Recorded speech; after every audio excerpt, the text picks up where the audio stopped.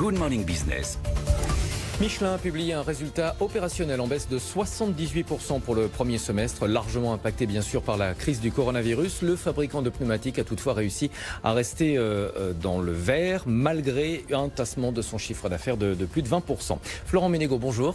Bonjour Monsieur Pétardi. Vous êtes président du groupe Michelin. Comment est-ce que vous avez traversé la crise ? Mais écoutez, je tiens à vous dire ici et à remercier toutes les personnes de Michelin qui nous ont permis de traverser cette crise de la meilleure façon possible. Je crois que nous avons démontré une très grande solidité dans nos résultats et nous avons bénéficié finalement de toute l'étendue de nos opérations. Nous sommes sur tous les pays du monde et nous avons des pneumatiques pour les avions, les vélos, les motos, les voitures. Et puis nous sommes aussi dans d'autres opérations qui, elles, se sont montrées très résilientes. Donc c'est cette diversité géographique et cette diversité de produits qui vous a permis de résister ? Je crois, oui, parce que derrière, vous avez l'avantage d'avoir des produits qui sont dans des cycles différents. Et puis le fait d'être sur différentes géographies du monde, nous avons vu le virus évoluer dans le monde et nous avons pu apprendre par exemple de ce qui se passait en Chine très tôt et nous préparer en Europe et dans les Amériques. La demande est en baisse malgré tout, votre chiffre d'affaires a reculé d'un peu plus de 20%.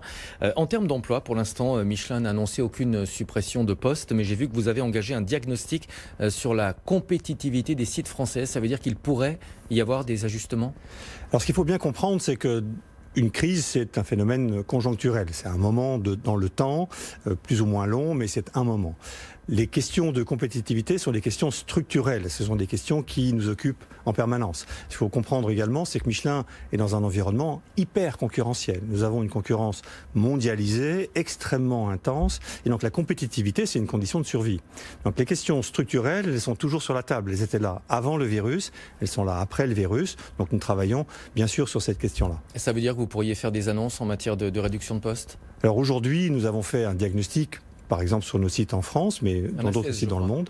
Oui, c'est ça, 16 sites en France. Et nous avons fait un diagnostic partagé avec toutes les personnes de l'entreprise. C'est-à-dire qu'on emploie à peu près 20 000 personnes en France. C'est 20 000 personnes qui travaillent en ce moment à la compréhension de là où nous pouvons faire des progrès. Et derrière, nous avons prévu pour le mois de septembre, de commencer à regarder qu'est-ce que ça veut dire en termes d'action, qu'est-ce que nous pourrions faire pour adresser notre diagnostic. Des annonces donc à suivre en septembre. Comment est-ce que vous anticipez la reprise dans le secteur automobile ? Dans quelle mesure vous pensez que le choc du premier semestre peut être rattrapé sur la deuxième partie de l'année ? Écoutez, le choc que nous avons vécu était très fort parce que les gens ont été confinés. Il y avait à peu près plus de la moitié du monde qui a été confiné pendant plusieurs semaines. Nous constatons que le confinement est en train de s'arrêter partout dans le monde et que l'activité économique est en train de reprendre.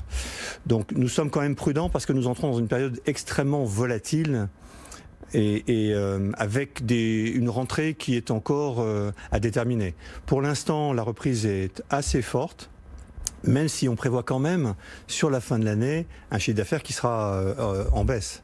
La prime à la conversion du gouvernement, elle a permis au marché français de rebondir assez nettement en juin et surtout en juillet. Cette prime va être rabotée dès la semaine prochaine.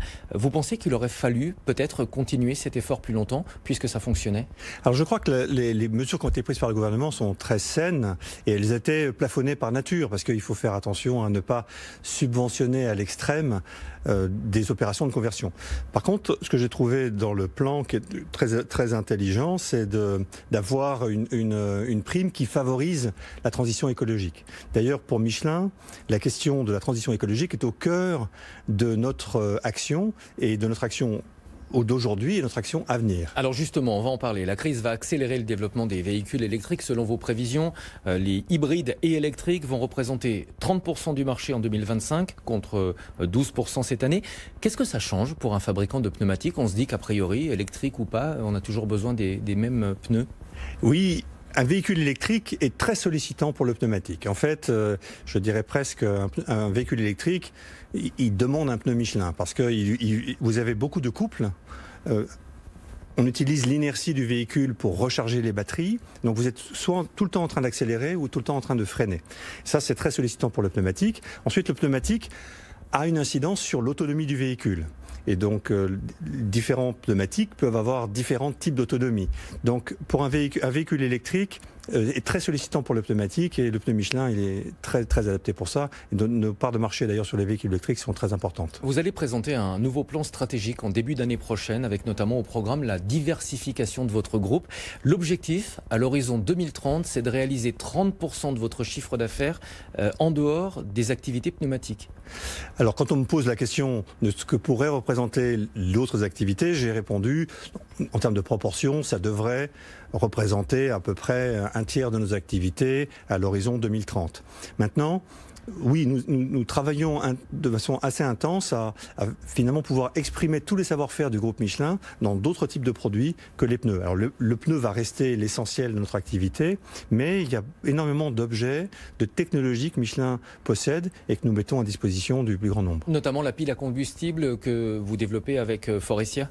Oui, la pile à combustible, Michelin a travaillé depuis 15 ans sur le développement d'une pile à hydrogène. Nous en sommes à la 4e génération. Et maintenant que le marché est prêt, nous sommes en phase d'accélération. Nous sommes associés à Faurecia à travers une entreprise qui s'appelle Symbio pour pouvoir développer à grande échelle des piles à combustible pour le plus grand nombre. La crise semble avoir renforcé la prise de conscience environnementale. Est-ce qu'on peut être un groupe vert à faible empreinte écologique quand on fabrique des pneus ? Tout à fait. D'ailleurs, le Michelin a déjà comme objectif dans la production de ces pneumatiques d'être à zéro émission nette à l'horizon 2050.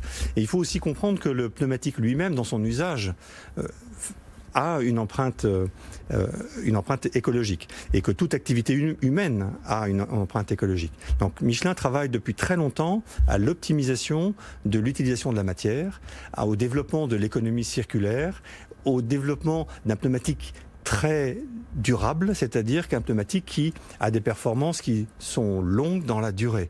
Et ça c'est très important parce que d'ailleurs il faut avoir un objet qui dure et notamment un pneumatique.